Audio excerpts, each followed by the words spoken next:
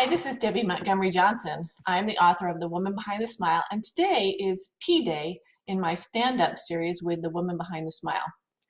This week I've been thinking about the letter P, and I was coming up with things, all sorts of silly things, punky things, crazy things. But today is parents. And the reason I'm thinking about my parents, or about parents in general today, is because my parents, who I'm so blessed to have with me and around me, are moving back to Florida. They're coming here on Tuesday, and I'm so excited that they're coming down. We as children, if you think about your life in a whole, absolutely adore our parents when we're little. They are our everything. They provide for us. They are protecting us. They do everything for us. I look at my grandchildren and things that my daughter and son-in-law do for them, and they're amazing. We as parents are amazing. And when we're little as children, we idolize our parents. They are the it for us in our world. And then as we get a little bit older, they're not so much the it for us. They're the pain in our butt. They're the get in our way. We can't do anything because of you type of people. Have you ever done that? Did you ever do something in your life that your parents said don't do and you did it in spite of them? I bet you didn't tell them though. I bet you didn't share that part of your life with your parents as you were growing up. And maybe you do as you get older, maybe not. I'm convinced that we want our parents to think that we are perfect children. And see, parents want children to be perfect because in our minds, if we're not perfect, then we're disappointing to our parents. And that's a sad thing for most people. I know the very first time I really disappointed my parents was when I was a teenager. And I had to tell them something that I did that I wasn't very proud of. And it was very distressing to me.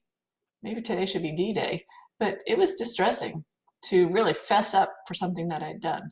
And I know it was disappointing to my parents, but it was a learning experience for all of us. And it was the very first time I had been completely honest with something that was not a very pretty thing. But I went forward from there, and over our lifetimes, things happen to us. And I know if you're like me, there are things that have happened that you don't tell your parents because you don't want to disappoint them, or you don't want them to feel hurt, or you don't want them to feel responsible. And it's those times that you're living a life behind a mask because you're not sharing. And sometimes you don't want to share because you want to hold the pain for yourself. But sometimes those painful moments become less painful if you share them, if you spread that burden, because we're not here to be alone. Now, as I'm moving forward into my life in my late 50s, I'm in that sandwich position now. I have my parents who are in pretty good shape physically and mentally, and they're moving down here to Florida. I'm going to be here to help them. And I have my children and my grandchildren. So we're that kind of cream in the Oreo, which is great.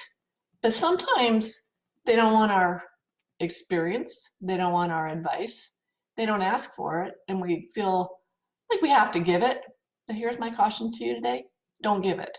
If you're not asked for it, don't give it. If you are asked for it, then share it lovingly. Look at things from the point of view of your child or your parent. Because I know if someone asked me for advice and then they came back and said, well, we don't like what you said, that's their choice. They don't have to like what you said. But if you say it with a heart, if you say it for their best interest, in their best interest, then you're off the hook and you've done what you've been asked to do.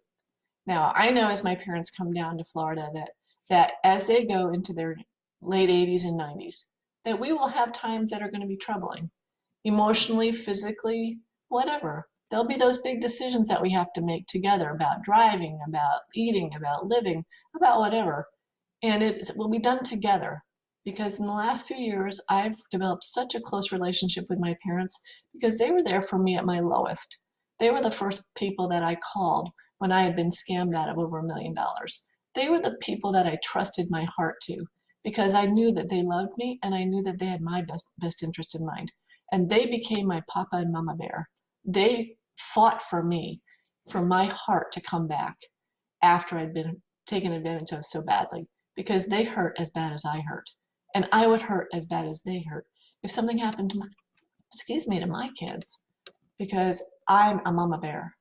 And I know that our P today is to protect.